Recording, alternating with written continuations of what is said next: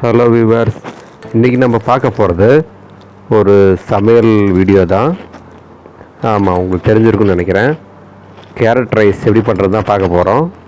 இதில் கொஞ்சம் முட்டைலாம் சேர்த்து கொஞ்சம் ஹெல்த்தியாகவும் கொஞ்சம் டிஃப்ரெண்ட்டாகவும் ட்ரை பண்ணியிருக்கேன். அதே மாதிரி ரொம்ப டேஸ்ட்டாகவும் இருக்கும். அதை எப்படி பண்ணுறது வாங்க வீடியோக்குள்ளே போகலாம். கேரட் இந்த மாதிரி துருவி எடுத்துக்கணும். ஒரு பச்சை மிளகாய் எடுத்துக்கிறோம், துவரம்பருப்பு, எண்ணெய். இப்போ சட்டி காய்ஞ்சதுக்கப்புறம் எண்ணெயை ஊற்றிக்கலாம். எண்ணெய் நல்லா சுட்டதுக்கப்புறம் கடுகு போட்டுக்கிறோம். கடுகு நல்லா பொரிஞ்சதுக்கப்புறம் நம்ம வச்சுருந்த துவரம்பருப்பை போட்டு நல்லா ஃப்ரை பண்ணிக்கலாம்.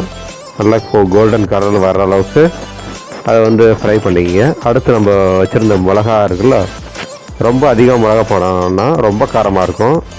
அதனால் ஒரு மிளகா போட்டால் போதும் இப்போ வாசத்துக்காக. அப்புறம் அதில் நம்ம கருவேப்பிலை சேர்த்துக்கிறோம்.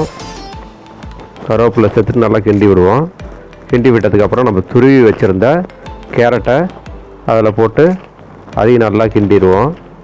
ரொம்ப கிண்ட வேணாம், நல்லா லைட்டாக இருந்தால் போதும். அதுவே நல்லா கொஞ்சம் கிறிஸ்பியாக இருந்தால் தான் குழந்தைங்களுக்கு பிடிக்கும்.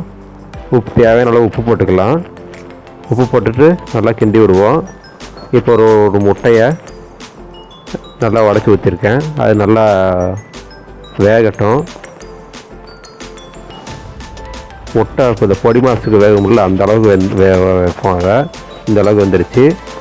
இப்போ அந்த ரெண்டையும் மிக்ஸ் பண்ணிக்கலாம். மிக்ஸ் பண்ணிவிட்டு நல்லா கிண்டி விடுவோம். நல்லா ரெண்டும் மிக்ஸ் ஆகணும். அப்போ அந்த பசங்களுக்கு நல்லா டேஸ்ட்டாக இருக்கும். இப்போ அதில் சாதத்தை போட்டு நல்லா கிண்டிட்டோம்னா ரெடி. இந்த மாதிரி வீடியோக்கள் பார்க்குறதுக்கு என்னோடய சேனலை சப்ஸ்கிரைப் பண்ணுங்கள்.